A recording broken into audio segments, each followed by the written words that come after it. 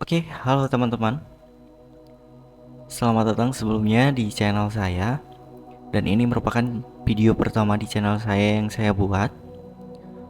Pada video pertama ini saya akan membahas topik yang sangat penting, yaitu sesuai dengan judulnya, dampak media sosial terhadap kesehatan mental remaja. Ini adalah masalah yang perlu kita bahas dengan serius, dan saya akan memberikan gambaran detail tentang tanda-tanda bahayanya dan cara menghadapinya gimana. Oke, keep it cool dan mari kita bahas.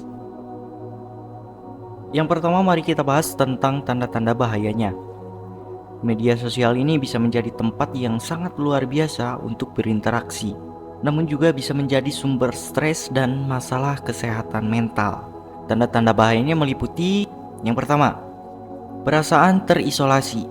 Ketika remaja terlalu banyak menghabiskan waktu di media sosial, mereka mungkin merasa terisolasi dari dunia nyata. Ini bisa menyebabkan perasaan kesepian dan depresi. Contohnya saja ya, seorang remaja mungkin merasa terisolasi jika dia sering menghabiskan waktu berjam-jam di media sosial tanpa berinteraksi dengan dunia nyata. Misalnya gini, dia mungkin merasa sendirian di kamarnya sepanjang hari, hanya terhubung dengan teman-teman online gitu. Sementara perasaan kesepian dan keterasingan itu tuh semakin buruk gitu, karena keseringan berada di media sosial. Lalu yang kedua ada perbandingan sosial. Media sosial ini seringkali membuat orang merasa perlu membandingkan dirinya dengan orang lain atau insecure. Ya, remaja sekarang tuh bisa merasa tidak cukup atau kurang sukses ketika melihat hidup orang lain yang terlihat sempurna di media sosial. Contohnya saat dia melihat postingan teman yang selalu tampak bahagia, selalu tampak sukses dan memiliki banyak teman gitu. Dan dia mulai merasa tidak sebanding. Ini tuh bisa memicu perasaan yang kurang percaya diri pada dirinya dan merasa dirinya tuh tidak berharga, tidak ada apa-apanya gitu. Nah, untuk yang ketiga adalah pembulian cyber. Ini adalah masalah yang serius. Remaja bisa menjadi korban perundungan atau pembulian di media sosial yang bisa merusak kesehatan mental mereka. Contohnya, seorang remaja mungkin menjadi korban pelecehan verbal atau perundungan di media sosial. Mereka bisa menerima komentar-komentar kejam atau kasar, bahkan ancaman, dan juga pembicaraan negatif yang berkelanjutan dari orang lain di platform tersebut.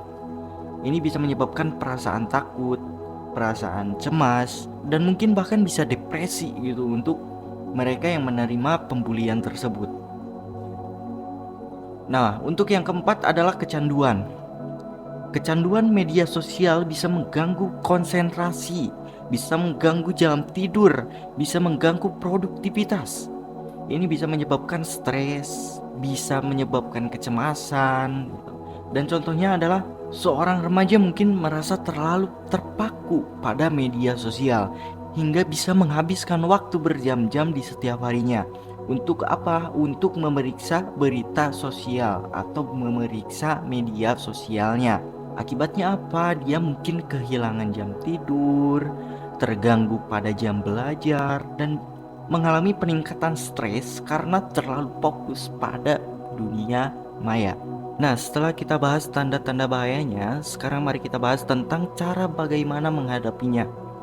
Ada beberapa langkah yang bisa kita ambil untuk cara menghadapinya. Yang pertama, batasi waktu. Atur batas waktu untuk penggunaan media sosial ini. Ini bisa membantu kita untuk tetap terhubung dengan dunia nyata. Seorang remaja bisa menetapkan batas waktu untuk penggunaan media sosialnya. Semisal, dia bisa membuat aturan untuk tidak menggunakan media sosial selama 1 jam sebelum tidur dan 1 jam setelah bangun tidur. Ini membantu untuk menjaga keseimbangan antara kehidupan online atau media sosial dan lingkungan offline atau dunia nyata. Yang kedua ada pendidikan digital. Ajarkan mereka tentang bahaya media sosial dan bagaimana mengidentifikasi konten yang tidak sehat.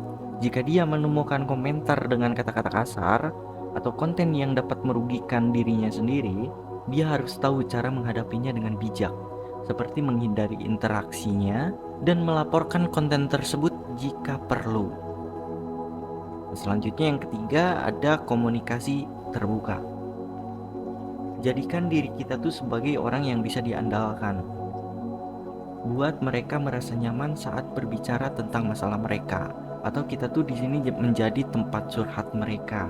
Dalam situasi ini, mereka mungkin sedang mengalami tekanan atau kesulitan di media sosial atau akibat media sosial. Nah, kita bisa menciptakan lingkungan yang mendukung dengan membuka saluran komunikasi, atau kita yang menanyakan terlebih dahulu permasalahan yang mereka hadapi. Contohnya kita bisa menanyakan perasaan mereka atau pengalaman mereka, dan kita bisa memberikan dukungan emosional atau kita memberi dukungan untuk memotivasi. Selanjutnya untuk yang keempat adalah pertimbangan pribadi. Dorong mereka untuk memikirkan dampak positif dan negatif dari media sosial dalam hidup mereka. Mereka bisa diajarkan untuk memikirkan dampak positif dan negatif dari media sosial dalam hidup mereka.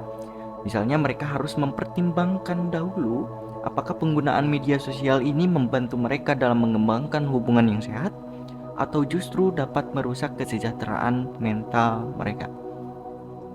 Lalu yang kelima ada aktivitas fisik. Ajarkan mereka untuk berpartisipasi dalam aktivitas fisik dan hobi yang tidak terkait dengan media sosial. Sebagai alternatifnya, mereka bisa diarahkan ke aktivitas fisik yang dapat membantu mereka melepaskan stres dan meningkatkan kesehatan mentalnya. Misalnya, mereka dapat mencoba berolahraga, bisa mengikuti kegiatan bersepeda, atau bahkan meditasi sebagai cara untuk meredakan tekanan dari media sosial. Dengan mengimplementasikan contoh-contoh tersebut, mereka dapat belajar cara menghadapi dampak negatif di media sosial dengan baik, lalu menjaga kesehatan mental mereka, dan menciptakan hubungan yang seimbang dengan dunia maya. Jadi ingatlah, penting untuk menyadari dampak media sosial dan mengambil tindakan untuk menjaga kesehatan mental kalian. Mari coba sama-sama untuk menciptakan lingkungan yang mendukung pertumbuhan dan kesejahteraan kalian. Dan apa pendapat kalian tentang topik ini? Mungkin ada pengalaman atau tips yang lain yang bisa kalian bagikan. Jangan ragu untuk berbaginya di kolom komentar.